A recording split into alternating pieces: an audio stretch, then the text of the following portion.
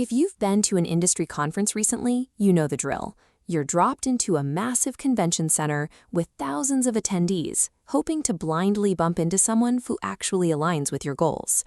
The Scottsdale Summit, running this December 1st through the 4th, takes the exact opposite approach.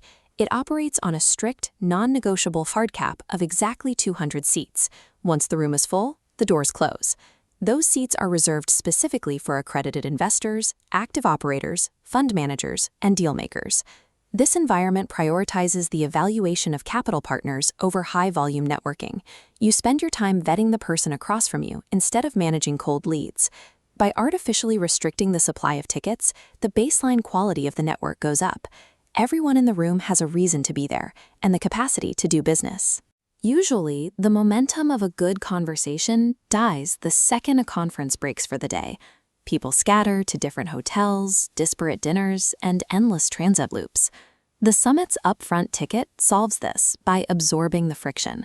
Your hotel stay, all your meals, and your round-trip airport shuttles are entirely included. Everybody stays at one venue, Club Scottsdale.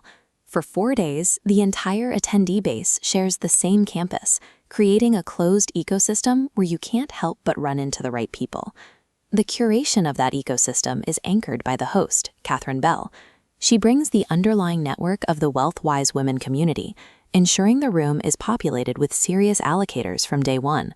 When you don't have to think about where to eat or how to get back to your room, you reclaim your cognitive energy. Every ounce of your focus stays exactly where it belongs, on evaluating the deals and the people right in front of you. This timeline outlines the chronological flow, engineered to steadily escalate intimacy. Wednesday forces rapid introductions so you can quickly map out the room. Then Thursday shifts into tight groups to hammer out 90-day blueprints and business plans alongside other operators. Running parallel to these working sessions are dedicated deal rooms, private physical spaces strictly reserved for live capital and equity discussions. Notice what's missing from this schedule. There are no generalized presentations and absolutely no scheduled keynote speakers talking down to you from a stage.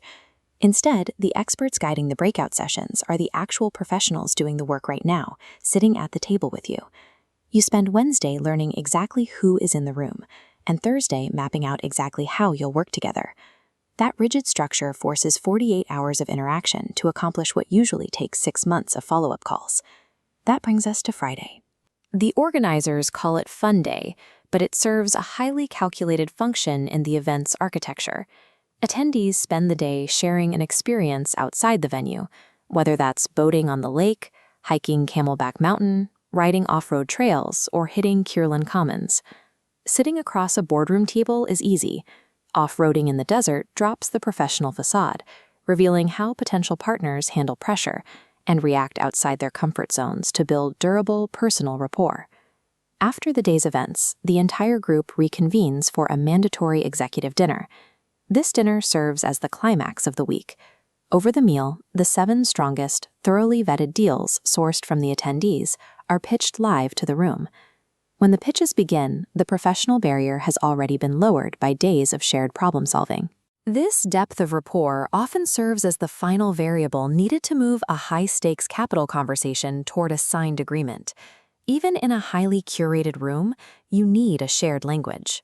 The summit establishes this by anchoring every conversation to 3 specific financial models.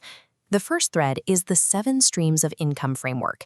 This focuses on constructing durable wealth by balancing positions across real estate, active businesses, and capital markets.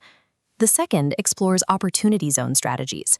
If you have a long investment horizon, this thread details the precise qualified opportunity fund structures needed to shield capital gains.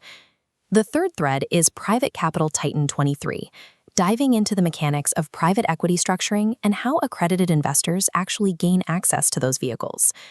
When an event requires its attendees to engage with these advanced frameworks, it acts as a natural filter. It ensures the person sitting next to you possesses the baseline financial literacy required to understand your proposal. To make sure those conversations happen with the right person, the summit requires everyone to submit a detailed archetype profile long before the event begins. You have to explicitly document what tangible value you bring to the table and specifically what capital or operational services you are trying to find. This diagram illustrates how the system works. The organizers use your profile data to actively pair people holding capital with operators seeking it, pre-curating introductions before anyone even lands in Arizona. Compare that to the standard mega conference model, where you have to rely on an exhausting cold approach strategy, pitching random attendees just to find one person in your asset class.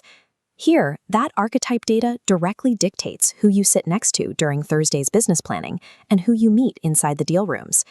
When you engineer the room based on pre-vetted data points, you remove the guesswork.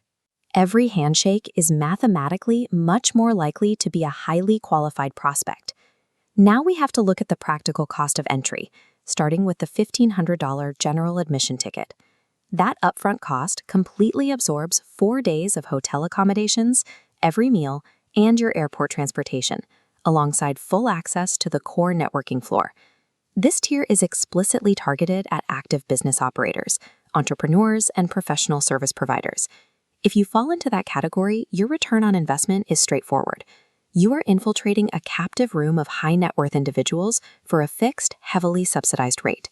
It turns a ticket purchase into a high-leverage client acquisition tool. You find the capital partners your business needs without taking on the massive financial overhead of managing logistics. For heavy capital allocators and fund operators, there is a $5,000 VIP upgrade, strictly designed to give you an edge over the rest of the room. It starts with an exclusive Tuesday welcome reception, letting VIPs build private rapport a full day before the general admission crowd arrives. During the workdays, VIPs board private charter buses to head off-site and physically inspect the commercial and residential real estate assets being discussed.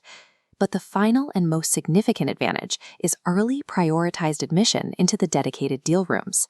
This matrix highlights the strategy. While the VIP tier more than triples the base cost, the early room access provides a structural advantage for those needing to secure limited capital opportunities before the full room enters. With the room strictly capped at 200, the decision comes down to timing. Evaluate what you need for your strategy, then go to scottsdalesummit.com to claim your seat. The Scottsdale Summit functions as a calculated capital deployment engine. Ultimately, the return on your investment is dictated by the specific, pre-vetted nature of the room itself.